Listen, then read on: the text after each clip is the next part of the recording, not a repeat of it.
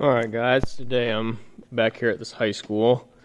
I featured these fixtures in another video about doing maintenance on them. And this is the Ryobi, either the DLS or the DL4S. Let's see.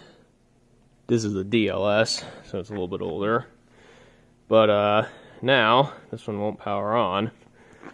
So you can see I got my power cord connected right here to the twist lock, and I've got power on this fixture. It's a Luster fixture by ETC, but if I take my power cord out and plug it in here, as you can see, I got nothing. No display, no movement, no nothing. So I'm going to troubleshoot it today, take you along for the journey, see if we can't figure out what's wrong with it. Alright guys, so the first thing we're going to check are these fuses. There's two fuses right here, one for the live and one for the neutral. Got our Fluke 87 meter here, set on tone.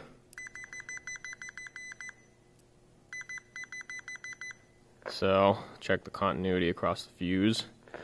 And this is my work light here. Actually got it from Harbor Freight for about $30.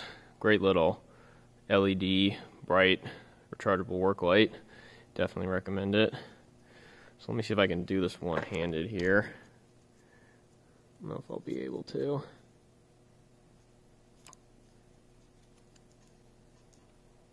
Harder than it looks. Hold on a second. Alright, so I tested across the fuses and they both test good.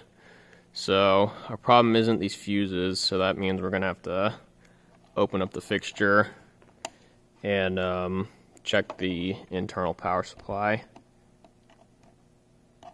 Just put these fuses back in here.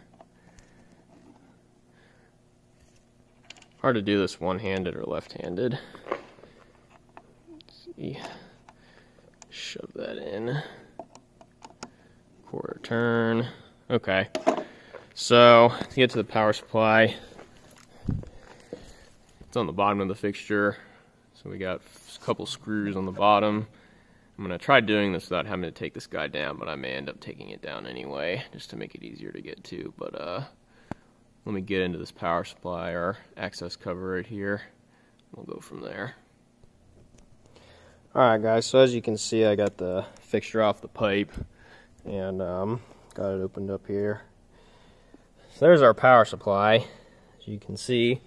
And there was another fuse on this side, right there. Check that. That one's good too. So likely we got some kind of power supply failure here, but not too sure where else to check yet. So, what I'm probably going to do is end up calling the factory and seeing if they can help me out. See if there's any other test points I can check without having to disassemble this thing too much more. So, that's all for now. Look for a follow-up video when I figure out what's wrong with it and see if whether or not we have to replace the power supply.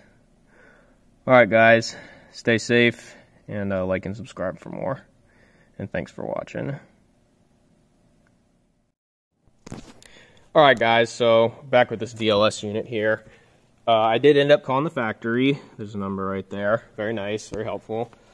So, when I had the power connected to the unit, the input power terminals are right here. So I have 120 volts going in there, and that white fuse right there is okay. And then if you look on the other side, there's your DC output on those 4 screw terminals right there. One set's 24 volts, the other set is 49 volts. And I have 0 output coming from any of those terminals. So likely the power supply has failed on this unit. So what I'm going to have to do is go to my dealer and order a new power supply. and then I'm going to have to do the fun of removing the whole head to replace the darn power supply. So I'll have to order it, get it approved, purchase order and everything, and go through that whole process, and then wait a couple weeks for it to arrive. And then when it does, I'll bring you back along for the rest of the repair. So that'll be fun. Alright guys, look for another video on this in the future, and thanks for watching.